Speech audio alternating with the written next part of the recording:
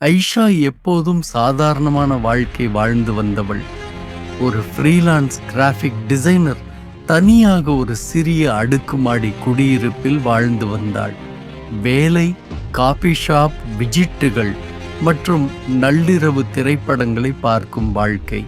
தன்னை வேறு யாராவது கவனிப்பார்கள் என்று அவள் ஒருபோதும் நினைக்கவில்லை. அவரை முதன்முறையாக அவள் காஃபி ஷாப்பில் பார்த்தாள். ஒரு கரும் ஹூடியில் இருந்த ஒருவர் மூளையில் இருக்கும்போது கருப்பு கண்ணாடியின் பின்னால் கண்கள் மறைந்திருந்தன. அவனது பார்வை அவளைவே தாக்கியது. இது ஒரு சாதாரண பார்வை இல்லை, ஒரு தவறான கண் சேர்தலும் இல்லை, ஒரு உறைபோன அசையாத பயங்கரமான பார்வை. ஐஷா அதை முக்கியமாக நினைக்கவில்லை. ஒரு நிகழ்ச்சி பொறுமை என்று எண்ணினாள். ஆனால் அவனது முகத்தை மீண்டும் பார்த்தாள். கிராசரி கடையில், மெட்ரோவில், அவளது குடியிருப்பின் வெளியில். ஒவ்வொரு முறையும் வெறும் பார்வை. ஒவ்வொரு முறையும் அவன் பேசாமல், எதுவும் செய்யாமல் வெறுமனே பார்த்து கொண்டே இருந்தான். ஐஷாவின் மனதில் பயம் பெருகியது. இது அவளது மாயைதானா, அல்லது யாராவது உண்மையாகவே அவளை பின்தொடர்கிறாரா? திகில் தொடங்குகிறது.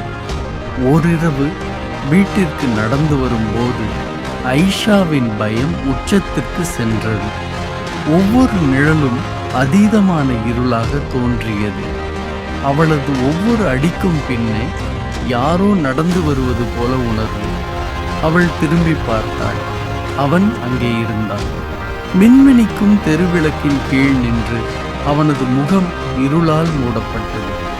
ஐஷாவின் மூச்சு பிடிந்தது. வீட்டிற்குள் ஓட வேண்டும். அவள் வேகமாக நடந்தாள். இதயம் வேகமாக துடித்தது. தெரு மரணச்சாம்பல் அமைதியாக இருந்தது. வீட்டின் கதவை அடைந்தாள். விசையை எடுத்தாள். கதவை திறப்பதற்கு முன் ஒரு கடைசி முறையாக திரும்பி பார்த்தாள். தெரு வெறுமையாக இருந்தது. அவன் காணாமல் போனான். அதிகமடையும் பயம். அந்த இரவு ஐஷா நிம்மதியாக உறங்க முடியவில்லை. தரையில் ஏற்படும் ஒவ்வொரு சலசலப்பு, சுவரில் உருண்டு செல்லும் காற்றின் ஓசை, ஒவ்வொன்றும் பயத்தை கூட்டியது. நள்ளிரவு 2:47 அவளது போன் அடித்தது. அறியாத எண்ணிலிருந்து வந்த ஒரு மெசேஜ். நீ ஓடலாம், நீ மறையலாம், ஆனால் நான் எப்போதும் உன்னை கண்டுபிடிக்குவேன். ஐஷாவின் உடலில் உறைந்தது. அவள் படுக்கையிலிருந்து எழுந்தாள். மனிதர்களுக்கு தெரியாத ஒரு பயம் அவளை ஆட்கொண்டது. போன் மீண்டும் அடித்தது. ஜன்னல் வழியாக வெளியே பார்.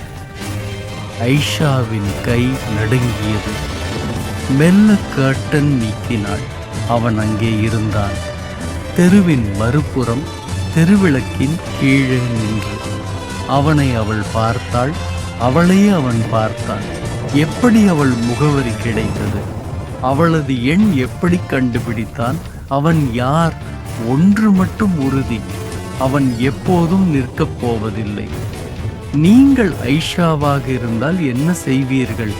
அவளை யார் பின்தொடர்கிறார் என்று நினைக்கிறீர்கள்?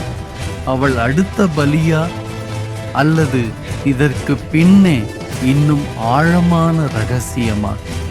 இன்னும் அதிக திகில் கதைகளுக்காக லைக், கமெண்ட் மற்றும் ஷேர் செய்ய மறக்காதீர்கள். மேலும் பரபரப்பான கதைகளுக்கு லைக், ஷேர் செய்யுங்கள். மற்றும் தி கிரிஷா ஷோ சேனலுக்கு ஃபேஸ்புக், இன்ஸ்டாகிராம், யூடியூப் இல் சப்ஸ்கிரைப் செய்யுங்கள்.